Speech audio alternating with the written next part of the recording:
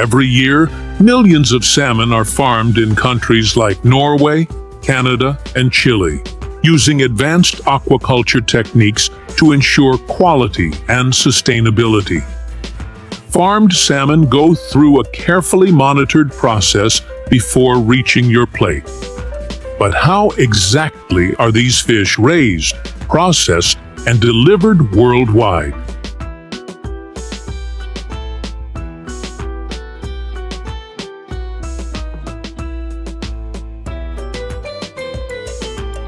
In some places, especially in Norway and Canada, farmers collect young salmon as they migrate from rivers to the sea. Most farmed salmon today come from breeding programs rather than being caught in the wild. Salmon farming begins when adult fish are ready to spawn. After a quick iodine bath for disinfection, the eggs are placed in trays with cold, running water to develop. When ready, the eggs hatch into 11s, which carry a yolk sac that provides nutrients until they can eat on their own.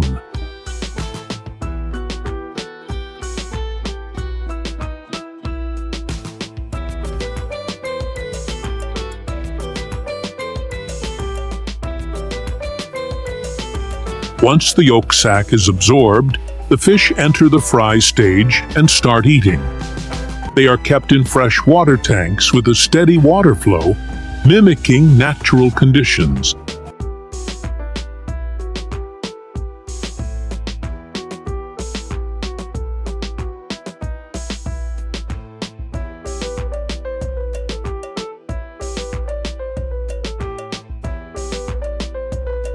After several months, they become smolts, a stage when they would naturally migrate to the ocean. On farms, smolts are transferred to large sea cages in salt water. In the ocean, salmon grow quickly in clean water with plenty of oxygen. They eat high-protein pellets mixed with fish oil and minerals. Some farms use automated feeding systems with underwater cameras to monitor their eating habits.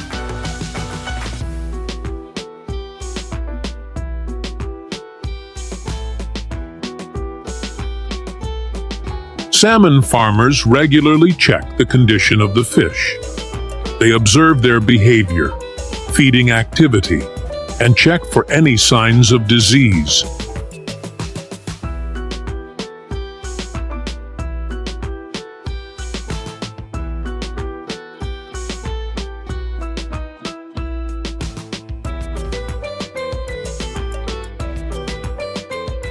Salmon are raised in sea cages for 12 to 24 months until they reach 4 to 6 kilograms. Farmers begin the harvesting process using either a fish pump system or a seine net. The vacuum pump helps to gently transfer the fish from the sea cages. The harvested salmon are then loaded into specialized trucks equipped with refrigeration systems or ice storage. Once they arrive at the processing plant, the fish are unloaded into ice water tanks or onto conveyor belts, preparing them for processing. Salmon can be packed either whole or as fillets.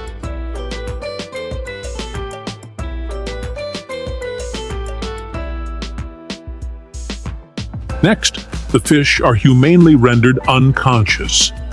Some plants use pneumatic guns or electrical stunning methods to quickly anesthetize the fish.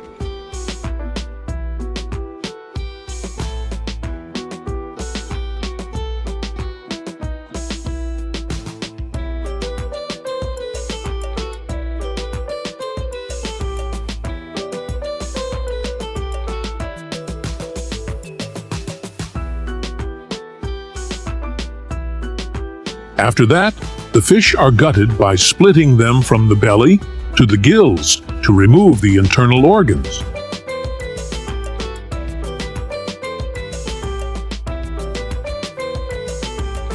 The process of cutting the head off can be done manually or with a machine. When done by hand, workers use sharp knives to carefully cut off the head just behind the gills. In modern factories, they use automatic cutting machines.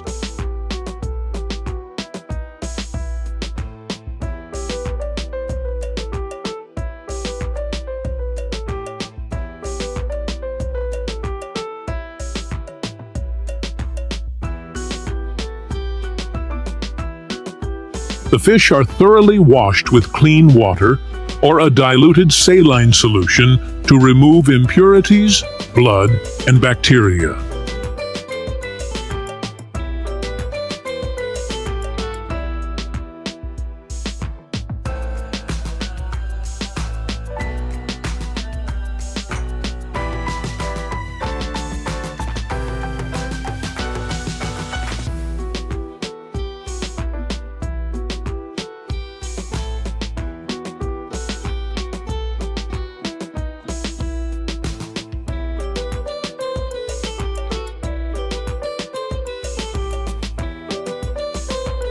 The fish are then sorted by size and weight.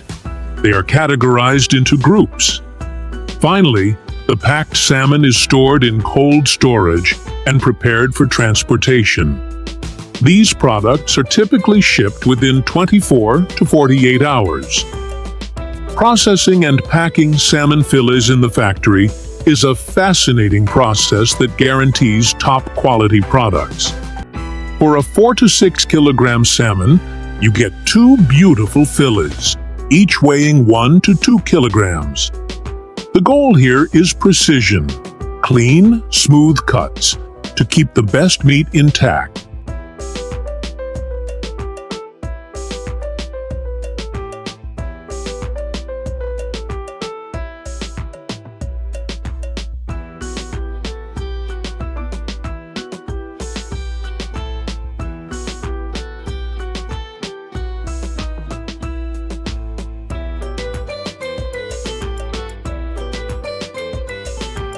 Next comes trimming, where any parts of the fish that aren't needed, like fins or damaged sections, are removed.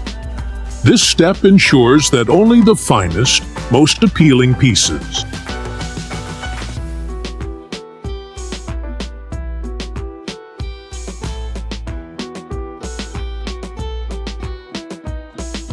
Then we move on to pin boning.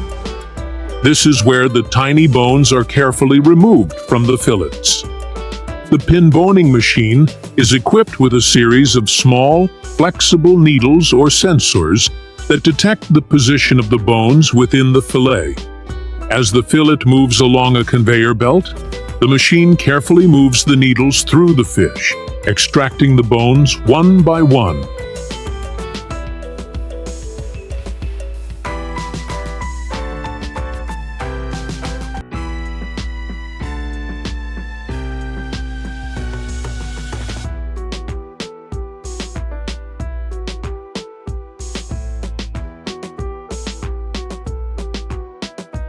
Finally, it's time for packing. The fillets are neatly arranged into packaging, whether it's boxes or vacuum-sealed bags, designed to keep the salmon fresh. Once packed, the fillets are either frozen or kept in a chilled environment to maintain their quality. Typically, each box holds about 10 to 15 kilograms of salmon fillets, depending on the needs of the market.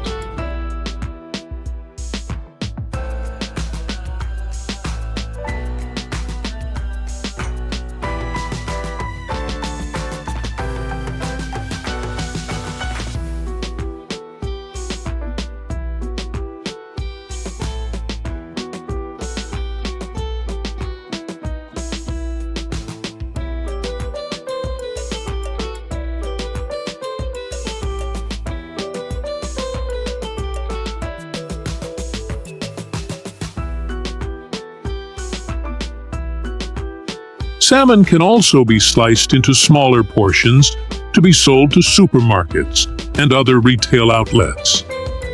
These smaller cuts, often in the form of salmon steaks or sashimi-style slices, are perfect for customers who prefer more manageable pieces or specific serving sizes.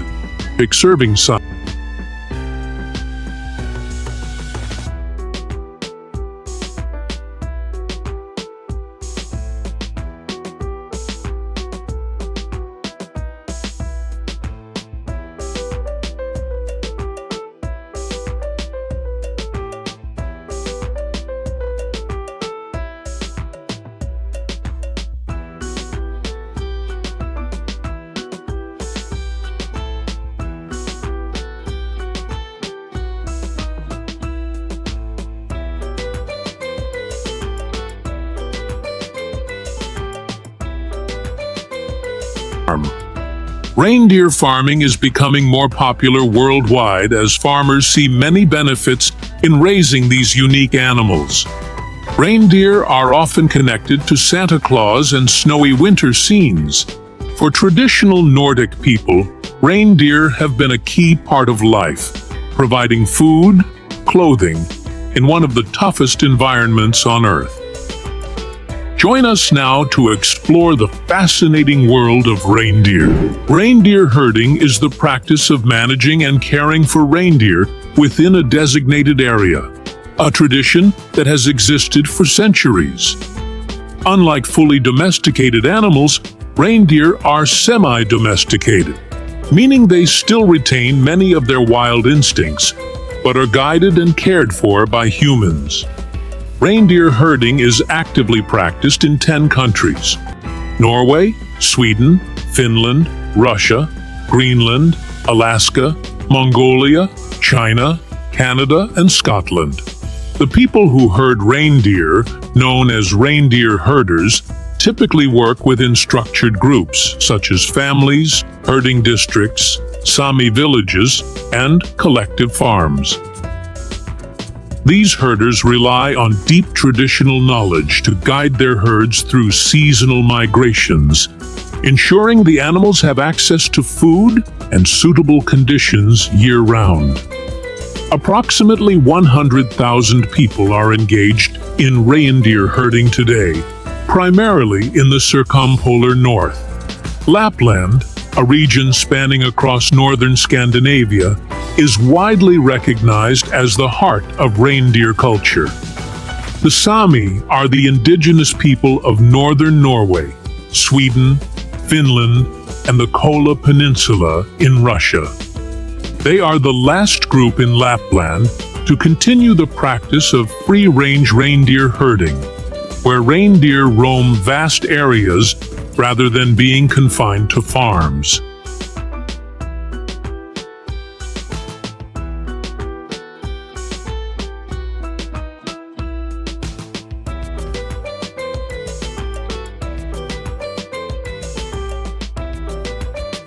In winter, reindeer primarily feed on lichen, which they dig out from under the snow using their hooves.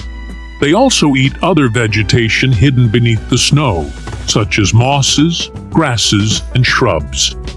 In forested areas, they consume hanging lichens from tree branches, which provide essential nutrients during the harsh, snowy months. During summer, their diet changes as fresh vegetation becomes available. They graze on a variety of grasses, herbs, and leaves, taking advantage of the abundant plant life.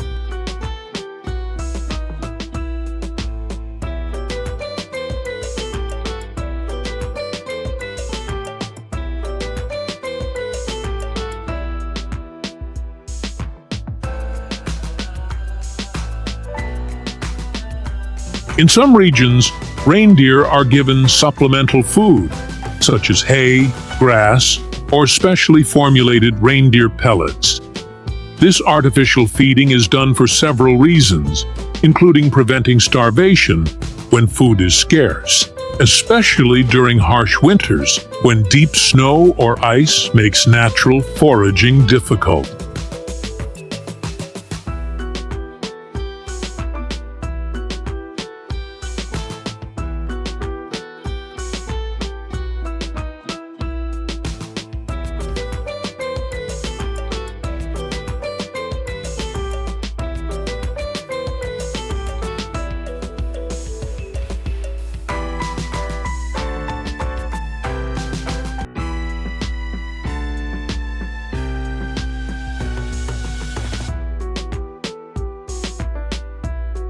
In the summer, reindeer and their herders move to coastal or mountain areas to escape biting insects like mosquitoes and flies, which can be a major problem in warmer months.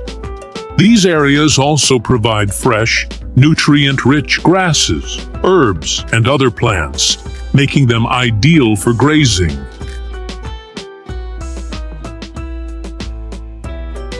A reindeer farm typically consists of large fenced enclosures that mimic the animal's natural habitat, including grassy areas, wooded sections, and access to fresh water.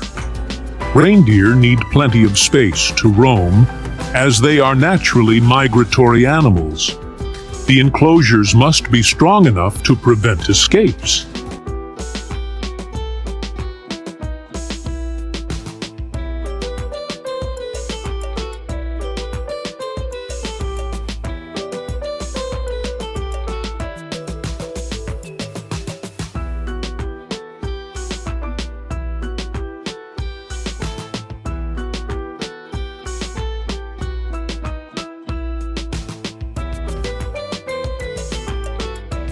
Sorting reindeer is an important step in managing and caring for the herd.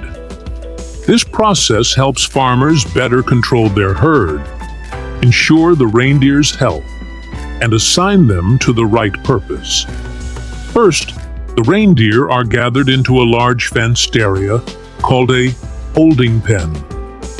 Farmers may use herding dogs, snowmobiles, or walk on foot to gently guide the herd into the pen without causing stress or fear.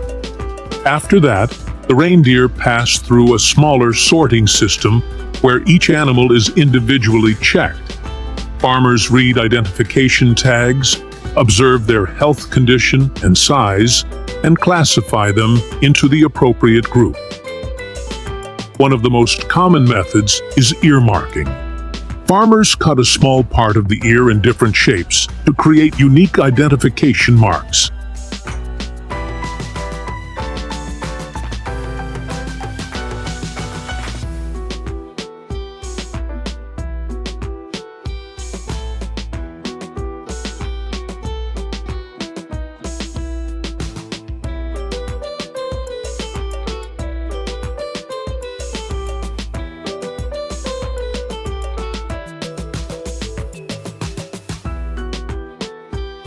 Both male and female reindeer grow antlers, making them unique among deer species where usually only males have them.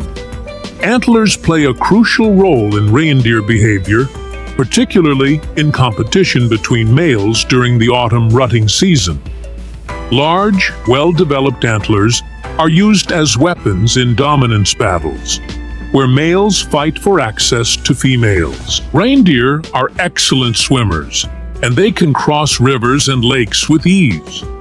Reindeer often swim to cross rivers and lakes during migration. They travel long distances to find better feeding areas, and water bodies are common obstacles in their path. Instead of walking around them, reindeer swim straight across. Reindeer are a popular attraction at Christmas events in North America and Europe. During the holiday season, they are rented for parades, festivals, and nativity scenes, bringing a festive touch to celebrations. For most of the year, they live on farms where they are cared for and trained to be around people. Some farms also let tourists visit, feed the reindeer, and learn about reindeer meat is still widely consumed in Scandinavia, Russia, and Canada, where the reindeer meat industry is worth up to $100 million each year. However, selling exotic meats can harm wild animal populations, often just to satisfy curiosity at special dinners.